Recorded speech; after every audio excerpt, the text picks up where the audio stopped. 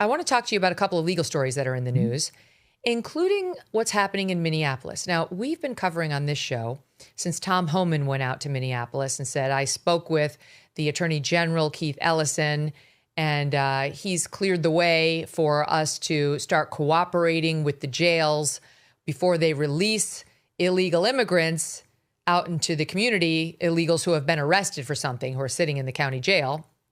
They're going to start cooperating with ICE again. They're going to let us know, Joe Schmo's getting out this Friday so that we don't have to go track him down in his neighborhood and cause a big ruckus. We'll just get him at the jails like we do in other cities that are not sanctuaries. And I said to the audience, as soon as Tom Homan said that, no, I don't buy it, because this is a sanctuary city policy that the AG, first he cited the governor. The governor doesn't have control over because it's a city and county thing. And I said, I want to hear from Mayor Fry, and I want to hear from the sheriff of Hennepin County, which is Minneapolis. Well, wouldn't you know, now the New York Times, The Daily, has finally stumbled onto this problem. They did their whole show about something we covered on our show at length last week, acknowledging the same problem.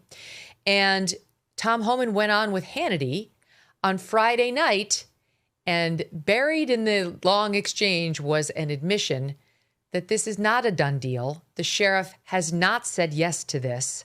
He's only, quote, working toward it, which, with respect to Tom Homan, is meaningless right now. Nothing has changed. Here was that exchange.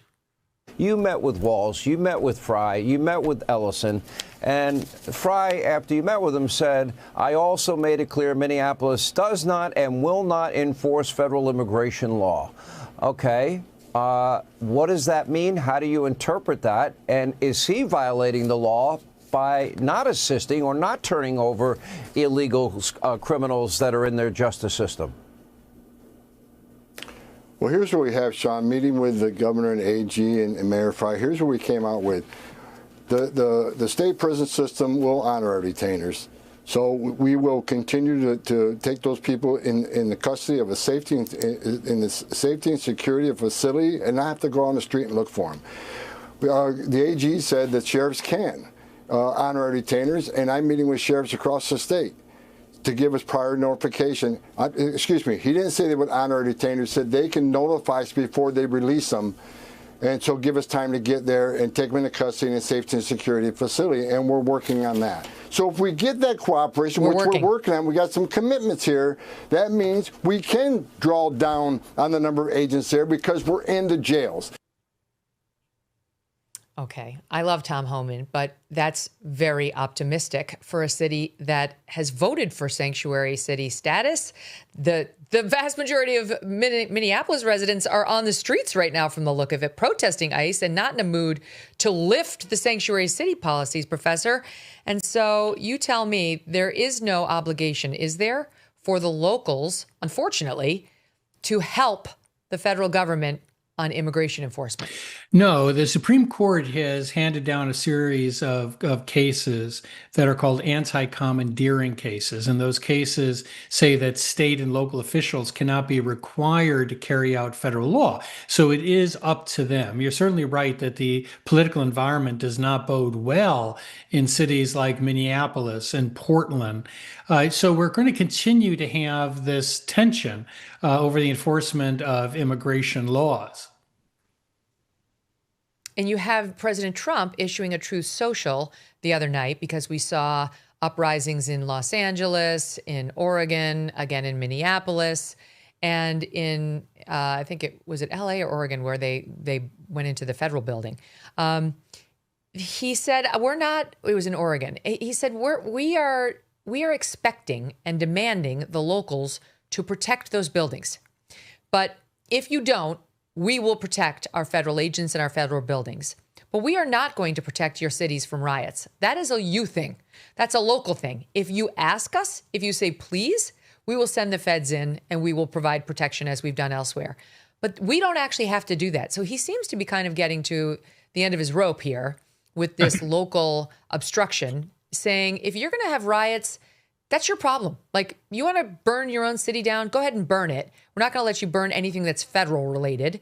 And by the way, we expect you to help us in that effort. So does he have like the responsibility's correct. No, he does. And he also has the authority. Notably, you had Keith Ellison, who, by the way, before he became Attorney General, was waving around a copy of the Antifa handbook and praising them for putting the fear of God into Trump and his allies. That's the Attorney General of Minnesota. And he and Walz and others filed this frivolous lawsuit to try to prevent the enforcement of not just immigration laws, but the increase of personnel to investigate fraud. And the result, as many of us predicted, was that even a Biden appointee judge dismissed it and said, I can't do that. That would be unconstitutional. But more importantly, you haven't stated a single ground upon which to show that this is unlawful, that I could enjoin this effort.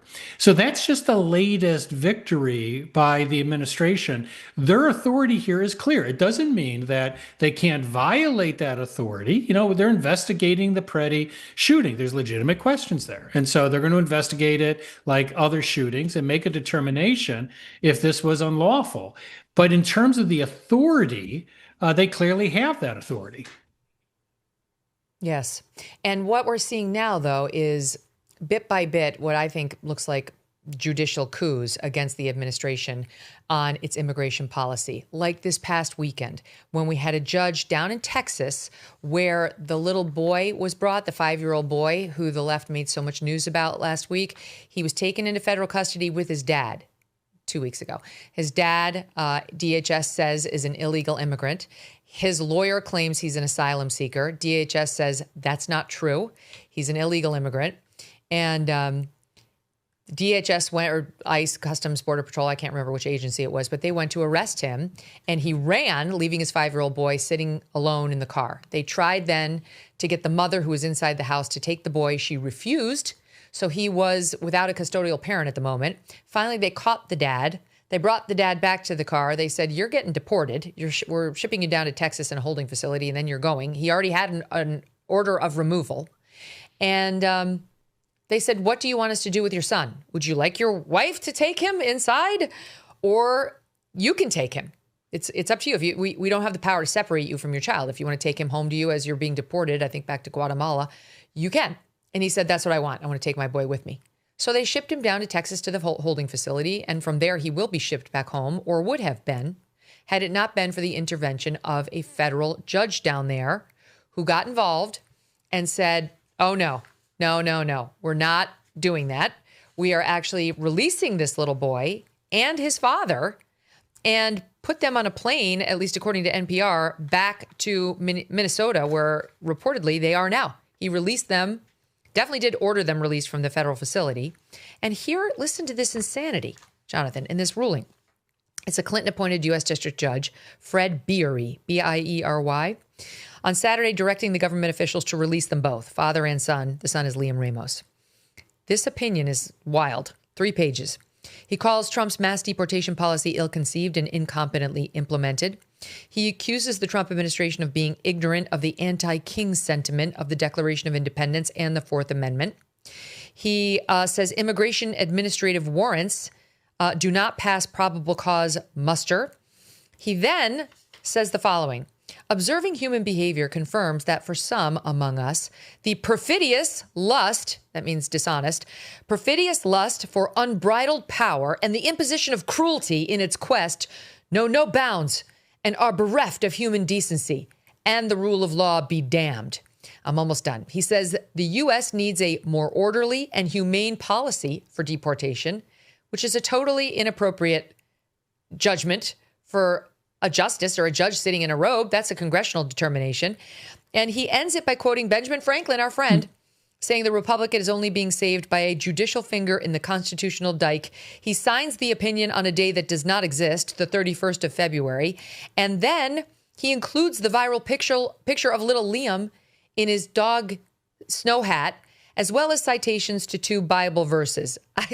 Professor Turley, You tell me what's happening with this opinion here. No, we've seen that before, Megan, and in my view, it is inappropriate, and it's chilling for judges to step down from the bench and try to engage in this political debate. If he has grounds for his action, he should state them, allow the rest of the debate to occur among citizens and the government.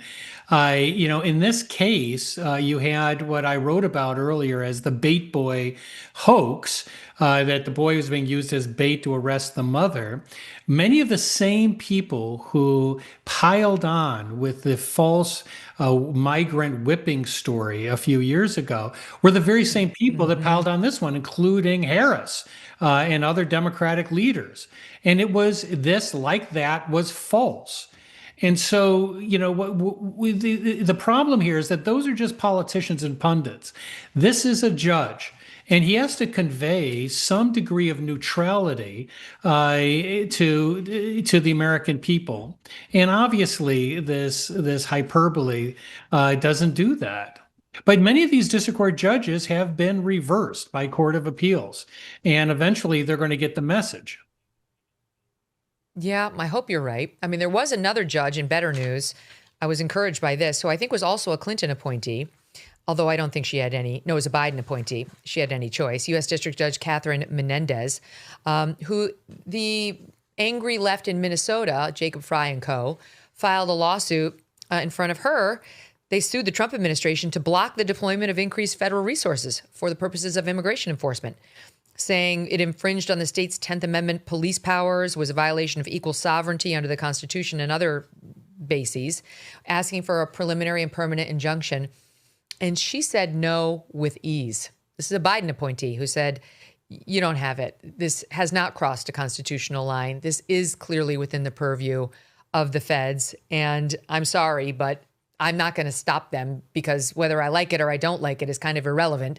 They have the power to do it. Yeah, notably, Menendez is viewed as a fairly hostile judge to the Trump administration. She was just reversed for one of her earlier decisions against the Trump administration. And yet she told the governor and attorney general and the mayor that you cannot enjoin the federal enforcement of the law. And yet Fry says, we're going to appeal this like a bad gambler at Vegas. He's going to double down on this bad case. There is no way that this will ever succeed. He's just going to create more precedent against them. Exactly, because the feds are entirely within their purview to enforce federal immigration law. And while, as we discussed when we kicked this off, they cannot force the states to help them, they can do what they need to do in order to secure the border. And the states do have an obligation not to actively try to thwart the law being enforced by the feds, but we cannot mandate that they help, and they certainly cannot mandate that the feds stop. International disputes, inflation, rising national debt, digital currency. There is a never-ending list of reasons that gold has risen over 700% in the last 20 years. And a never-ending list of reasons smart Americans diversify a portion of their savings into precious metals with Birch Gold Group. Gold can thrive during uncertainty, which is why it's a crucial part of a balanced strategy. It gives you peace of mind, given all the events that could impact the U.S. economy. See if holding gold in a tax-sheltered retirement account is right for you. Birch Gold can help you convert an existing IRA or 401k into an IRA in gold. Just text MK to the number 989898 to receive your free info kit on gold. There's no obligation, just useful information. With an A+ rating from the Better Business Bureau and tens of thousands of happy customers, consider letting Birch Gold help you diversify with gold, so you too can have peace of mind regardless of the uncertainty. Text MK to the number 989898. Thanks so much for watching. If you like what you just saw, hit the subscribe button for more clips and full episodes.